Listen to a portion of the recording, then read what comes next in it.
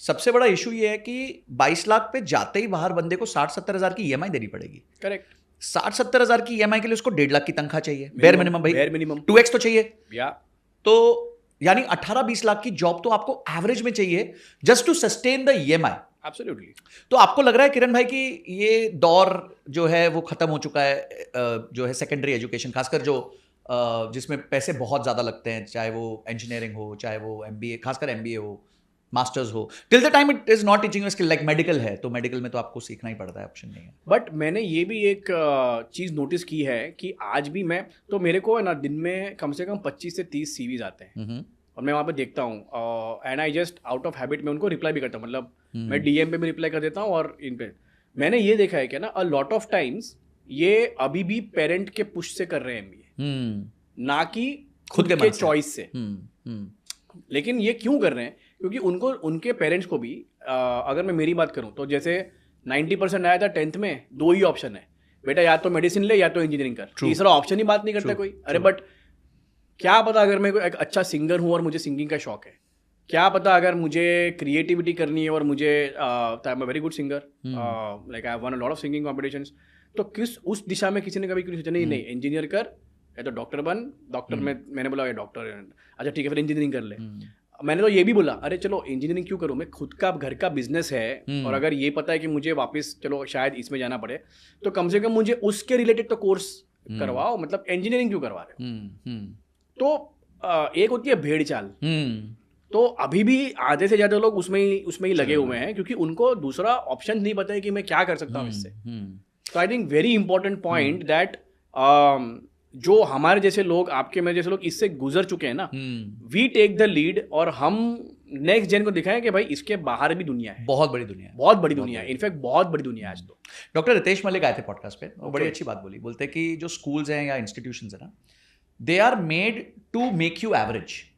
कोई भी इंस्टीट्यूशन के पास ये इंसेंटिव नहीं है कि वो 10 बहुत अच्छे बच्चे जो है रिजल्ट में दे, उनको जो हजारों बच्चे उनके साथ है उनको एवरेज बनाना है ताकि वो एक एवरेज लाइफस्टाइल रह सके। तो बोलते हैं इसलिए जो स्कूल एजुकेशन है उसमें जो लोग ड्रॉप आउट कर जाते हैं या जिनको आगे भागना होता है, तेजी चाहिए होती है, वो ड्रॉप आउट कर जाते हैं because schools are made to make you an average. तो अच्छा किरण भाई, अब अगला पॉइंट पे चलते हैं, आपके आइसक्रीम वाले बिजनेस पे। एक बड़ा अजीबोगरीब सा सवाल है मेरे मन में, आपने काफी अच्छे से स्केल किया, ठीक है, पर क्या अगर आपकी जिंदगी में अप्सरा नहीं होता तो क्या गो जीरो आज 3 साल में इधर होता?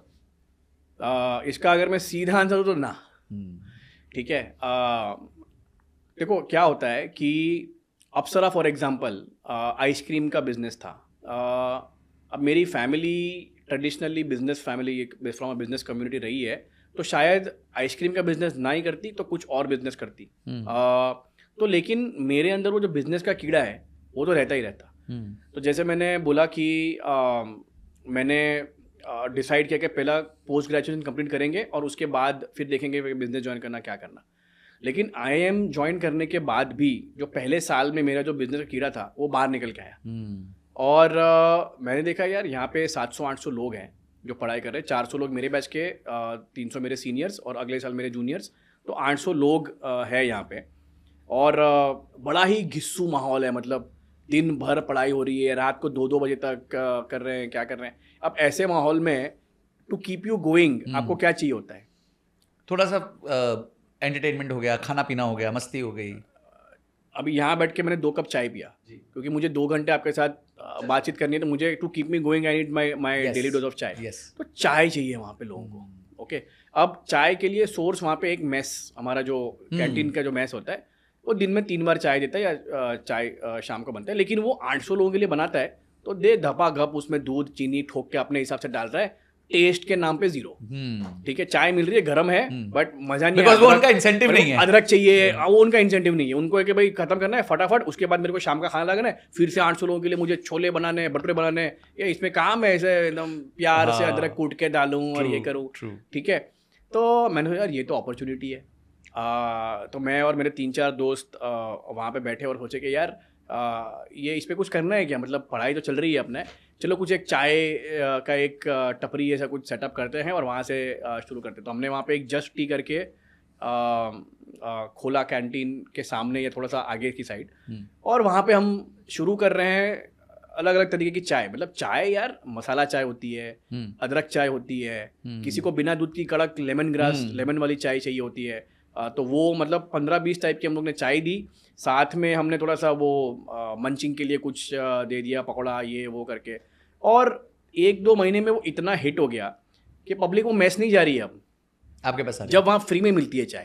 यहाँ पे तो मैं उनसे 20-25 रुपये लेके कर रहा हूँ, लेकिन जो चाय में हम लोग मसाला डाल रहे हैं, थोड़ा सा अदरक डाल रहे हैं, तो 2-3 लोग को हमने लिया जिनको अच्छी चाय बनानी आती हो, सब करना आता हो। तो वो लखनऊ के हजरतगंज या कहीं से जाके उठा के पत्तियाँ लेके आता था, सब लेके आता था, तो पूरी मेहनत करके अच्छी चाय। प्रोफेसर लोग लेक्चर के बाद यहाँ पे आके अरे यार लेट्स हैव किरण चाय, अरे वाह, लेट्स हैव वो चाय, तो वो पी रहे हैं। फिर जब इंटर IIM कैंपस में जो फेस्टिवल होता है, मतलब कॉलेज फेस्टिवल्स होते हैं, तो बाकी सारे IIMs के लोग भी आते हैं, बाकी सारे कॉलेज भी आते हैं और वहाँ पे होता है। तो वो हमारा जो चाय का जो अड्डा था, वहाँ पे एक माहौल बन जाता था। मतलब वहाँ पे लोग आके बैठ रहे हैं, आपस में बात कर रहे हैं, अहमदाबाद के लोग आ रहे हैं, कैलकाता IIM बैंगलोर के लोग आ रहे हैं, सब यहाँ पे बैठ के चाय भी पी रहे हैं। Oh this is started by a student, wow interesting, हमारे कैंपस में तो ऐसा कुछ है नहीं। वो सब देख के यार दिस इज एक्चुअली व्हाट, जो अंदर का जो कीड़ा बाहर निकलने की ट्राई करता है ना, तो अगर अप्सरा नहीं होता ना तो शायद ये कीड़ा नहीं होता मेरे में। तो वो कीड़ा आना बहुत ज़रूरी है। अब फिर चाहे तुम वो आइसक्रीम का धंधा कर रहे हो, चाहे तुम चाय बेच रहे हो, चाहे तुम ट्रेडिंग कर रहे हो, चाहे तुम कुछ और कर रहे हो, चाहे तुम एक कंटेंट क्रिएटर बने हो, खुद का कुछ करने की जो जो आने ने वो आपके अपब्रिंगिंग में आती है, या तो कहीं से आपको देख के वो अंदर से आते हैं कि भाई I can not work for somebody, I am my own boss. देखिए, आपने जब हम चर्चा कर रहे थे, आपने बोला था कि मैंने 4 लोकेशंस पे GoZero खोला क्योंकि मैंने ऑलरेडी वहां पे अप्सरा खोला हुआ था, तो मुझे पता था, उसका डायनामिक्स पता था। Correct. तो मेरा पॉइंट यही था आपके साथ कि आपने स्पीड इसलिए पकड़ी। हम एक वर्ड यूज करते हैं साइंस में, वेक्टर। तो वेक्टर होता है जब आपकी स्पीड को डायरेक्शन मिल जाती है। तो स्पीड आप में थी, डेफिनेटली थी, बट आपको डायरेक्शन भी क्लियर थी बिकॉज आपके पास सेम बिजनेस आपने एक तरीके से किया हुआ था। And what I want to drive home with all my audience is कि आप जब स्टार्टअप करते हैं तो ये मत सोचिए कि पहले दिन आप सुपर सक्सेसफुल होंगे। एब्सोल्युटली। और अगर आप में अभी दम नहीं है तो कहीं नौकरी कर लो स्टार्टअप में। जैसे किरण भाई बता रहे थे कि उन्होंने अपनी टीम बनाई है अभी एक यूनिक तरीके से, तो आप नौकरी कर लो और उसके बाद अपना धीरे धीरे उसी सेक्टर में या उसी चीज़ में, सेगमेंट में आप अपना स्टार्टअप कर सकते हो। बट आई थिंक एक फाउंडर के जर्नी में ये भी होता है कि आप धुरंधर फाउंडर, आपने मल्टीपल स्टार्टअप्स किए हैं, पहले भी किया हो, ये किया है, बट फिर भी जब आप नए से शुरू करते हो ना, फिर से जीरो जाके शुरू करते हो ना कहीं वो एक फेलियर आता है, नियर डेथ एक्सपीरियंस आता है, जो मैंने अप्सरा में फेस किया था। मुझे लगता है कि अब तो मैंने अप्सरा में सब देख लिया है, तो अब यहाँ पे तो प्रॉब्लम आ नहीं सकता, मुझे तो सब आता है, मुझे सब पता है, मैं तो MBA हूँ, गुजरात में बोलते हैं मने बधु आवड़े छे, राइट, मेरे को सब आता है। मतलब तो मैं तो जब इन्वेस्टर के पास पैसा मांगने गया तो वो नहीं होता है टिपिकली, यार presentation, where is the presentation, what is your pitch deck. मैंने बोला भाई कुछ नहीं है मेरे पास, ठीक है, मैं आ रहा हूँ, मेरे प्रोडक्ट्स लेके आ रहा हूँ, साथ में कॉम्पिटिटर के भी प्रोडक्ट्स लेके आ रहा हूँ, और मैं जो पूछना है पूछो, प्रोडक्ट खाओ, सही लग रहा है नहीं लग रहा है फीडबैक दो, और फिर देखो कि आपको बंदा सही लग रहा है, मेरा एक्सपीरियंस सही है, और फिर पैसा डालो। तो मतलब इतना कॉन्फिडेंट, तो मुझे लगता है कि मेरे को सब आता है। जैसे ही फिर मार्केट में एंट्री डाली और GoZero शुरू किया, पहले 6 महीने फिर वही हालत। क्योंकि अब 2 चीज़ें हो रही थी मेरे साथ कि एक तो ऑफकोर्स हमारा जो प्रोडक्ट है वो थोड़ा सा महंगा है नॉर्मल आइसक्रीम से, तो वो लोगों को कन्विंस करना कि 120 रुपये की आइसक्रीम हम क्यों खाएं, राइट, वो एक चैलेंज जो मैंने अप्सरा में कभी फेस नहीं की थी, क्योंकि हम तो वहाँ पे 50-60 रुपये की आइसक्रीम बेच रहे थे, तो लोगों को वो प्राइस पॉइंट पे तो ईजी है और आदत पड़ी है लेने की। अब सडनली मैं उसको 2x पे बेच रहा हूँ। अब मैं लोगों को बोल रहा हूँ अरे भाई क्योंकि चीनी 30 रुपये किलो है और स्टीविया 7,000 रुपये किलो है, तो मैं जो उसमें रिप्लेसमेंट डाल रहा हूँ वो भी तो महंगा है, मैं जो उसमें फॉर्मेशन डाल रहा हूँ वो भी तो महंगा है, तो यार तुम थोड़ी एक्सपेक्ट करोगे। अब तुम नोकिया का फ़ोन और एप्पल का फ़ोन कंपेयर करोगे तो प्राइस डिफरेंस तो होना ही होना है, राइट। तुम नेस्ट कॉफ़ी और स्टारबक्स कंपेयर करोगे तो प्राइस डिफरेंस होना ही होना है, but it is not that easy. तो बहुत सी चीज़ों पे मेरे को वापस से आई टू रीइन्वेंट माई सेल्फ। और अप्सरा की तरह हमने यहाँ पे पार्लर्स नहीं खोले थे, तो हमने सिर्फ ऑनलाइन पे फोकस किया। 2022 में क्विक कॉमर्स नाम का एक प्राणी मार्केट में आया, जो सडनली आपको अभी चीज़ें 10 मिनट में दे रहा है, और बहुत सारी चीज़ें उस पर बिक रही है, बट कुछ कुछ कैटेगरीज हैं, एंड उसमें से आइसक्रीम भी एक थी जिसकी सडनली ग्रोथ और डिमांड बढ़ने लगी बिकॉज ऑफ क्विक कॉमर्स।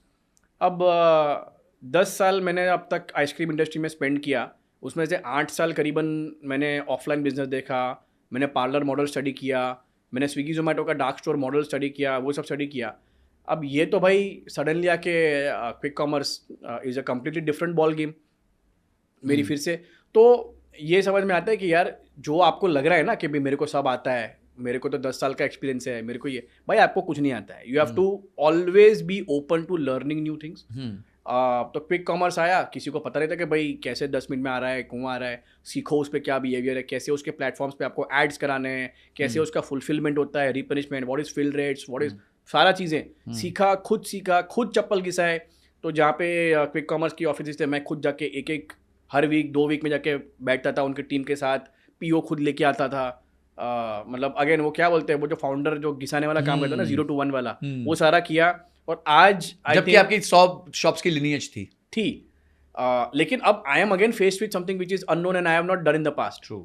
तो मुझे इसका एक्सपीरियंस नहीं है, तो मुझे ये पता है कि कोई नई चीज़ आएगी तो मैं उसको सीख लूंगा और दूसरे कंपटीटर से मैं उसको बेटर कर लूंगा। आप ऐसे क्लिप्स चाहते हैं कि आप तक पहुंचे तो इस चैनल को सब्सक्राइब करके घंटी जरूर दबा दीजिएगा। और इस कंप्लीट पॉडकास्ट का लिंक हमने डिस्क्रिप्शन में दिया हुआ है और आई बटन पे भी लगाया हुआ है, आप जाके उसको देख सकते हैं। अगली वीडियो तक जय हिंद, जय भारत।